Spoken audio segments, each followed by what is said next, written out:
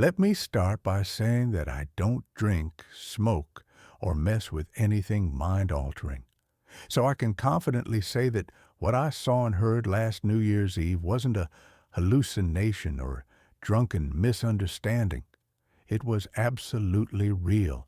I live on the outskirts of a typical small southern town. Some of my friends live even further out, only reachable by narrow rural back roads.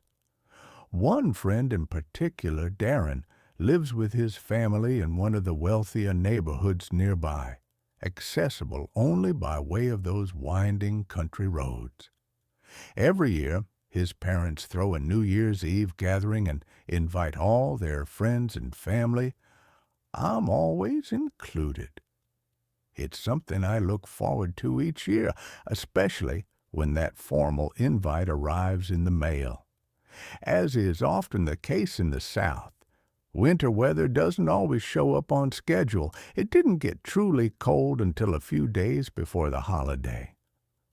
I remember how the chilly air, combined with the rough, poorly maintained road, made the drive particularly unpleasant. I usually avoid using my high beams because I hate it when other drivers blind me with theirs. But that night, I had no choice. The road was just too dark and winding. Thick woods lined both sides of the narrow road, making it difficult to see far ahead, even with my brights on. Along that stretch, there's only one building before reaching Darren's neighborhood, a weathered shack that looks long abandoned, though sometimes I've seen lights glowing from inside when passing by. A few minutes into the drive, on a rare straightaway, something pale caught the glare of my headlights, something white among the trees. As I got closer, I could make out the figure of a person standing alone by the roadside. They weren't hiding or moving, just standing motionless with their back against the tree line. It was a woman. She was wearing what appeared to be a long white dress or nightgown, completely unsuitable for the cold. I kept my brights on, more out of caution than anything else, but the glare bouncing off the white fabric made it difficult to see her clearly. As I passed her by, I felt an enormous sense of relief that she hadn't stepped into the road. Still, part of me wondered if I should have stopped. Maybe she was another guest on her way to the party. Then I looked in my rearview mirror and saw her, now turned to face my car, illuminated in the red glow of the tail lights, still not moving, still rooted to the same spot. That was when I realized there was no way she was another guest. I got to Darren's place around 8 p.m. without any other issues.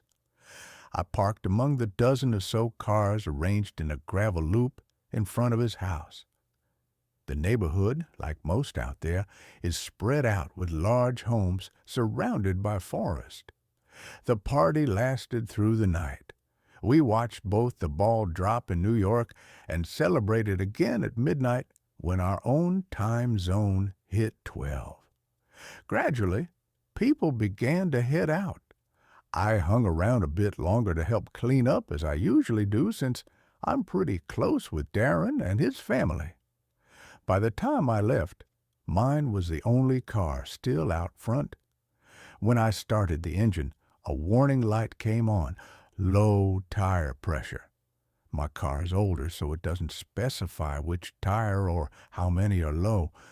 I didn't panic.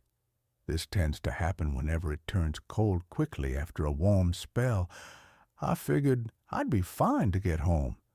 Then I remembered the woman I'd seen earlier. Was she still around? Did anyone else notice her? There was another route I could have taken home, longer by about 20 minutes, but it would keep me away from that same road. I considered it, but I was tired and wary of drunk drivers out on the main roads. Against my better judgment, I chose the same back road. I really wish I hadn't. Not long into the return trip, I started noticing something strange about the way the car was handling. I also heard it, an awful grinding like metal scraping on pavement. The car slowly came to a complete stop.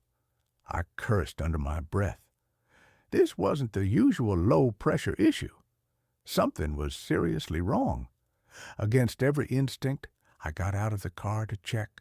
Foolishly, I turned the engine off and closed the door, which cut the headlights, and suddenly I was surrounded by pitch-black forest. Using my phone's flashlight, I checked each tire one by one. My stomach dropped. Every single tire had been shredded, ripped apart like they'd been mauled by claws. If just one had blown out, I might have chalked it up to the rough road. But all four? Someone had done this on purpose. A terrible thought crept in. Could it have been her? I stood there unsure what to do. There was no chance of help driving by this late, especially not on that road. I'd have to call for a tow or get someone to come get me. But of course, I had no cell signal this deep into the woods. As I turned to climb back into the car, everything went unnaturally quiet. The wind died. The branches above stopped swaying. Even the insects and distant animals fell silent. I'd never experienced such total stillness. It was like the world had paused. For a few seconds, maybe a minute, then I heard it, the unmistakable snap of a twig breaking in the trees. Something was moving nearby. I froze.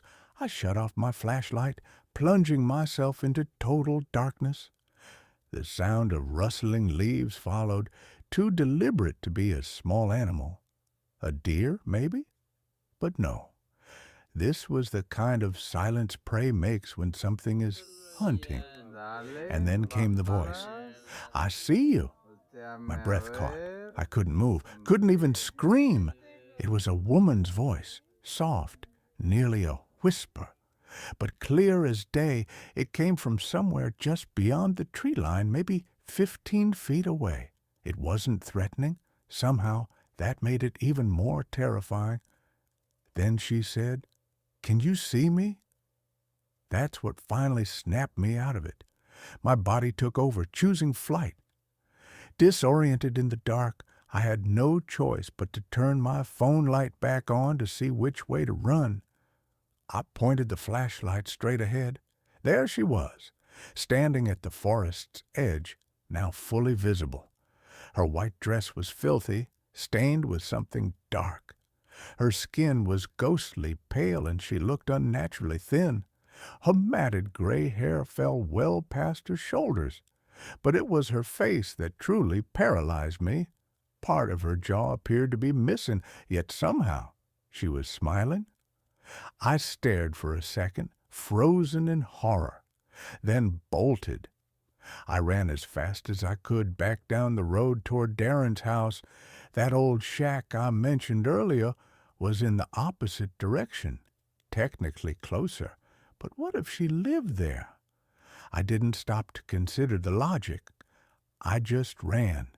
Behind me, I heard branches breaking and leaves being crushed underfoot. She was chasing me, but I had adrenaline on my side, and eventually I outpaced her. I reached Darren's house and pounded on the door until someone opened it. Darren's mom saw how shaken I was and immediately pulled me inside. I told him everything. Darren, his parents, all of it. They were alarmed, but kind. They called the police and a tow service, then offered me the guest room for the night.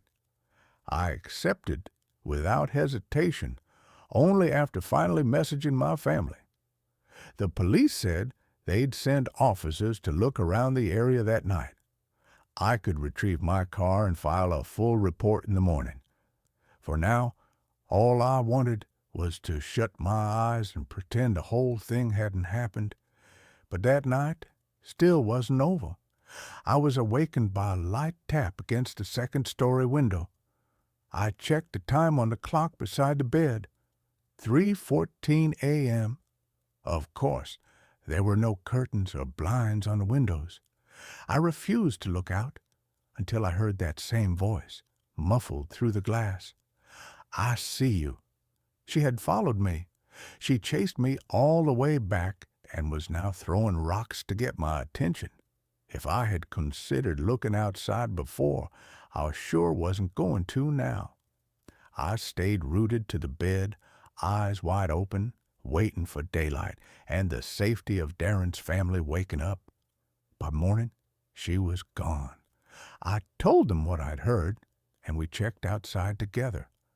Just beyond the window, in the yard, Darren's dad discovered something, a large rusted knife that none of them recognized, most likely the weapon used to slash my tires. That also meant she'd followed my car to the house earlier in the evening and waited until everyone had gone inside to single me out. Later, Darren's parents contacted the other party guests to ask if anyone else had noticed anything strange. One person did recall seeing someone in white moving around outside through a window, but assumed it was just a guest. When I gave my statement to the police, I told them to search the area near that old shack. I had a strong suspicion that it was connected. They eventually did check it out and told me no one was living there. However, the woods nearby were filled with the carcasses of dead animals, gutted and left to rot. They never found the woman. And that leaves me with two unsettling questions.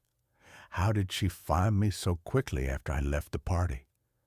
And with half her mouth gone, how could she speak so clearly? Despite all that happened, I'll still be going back to Darren's place for New Year's Eve this year. But this time, I'm catching a ride, and I'll be taking the long route home.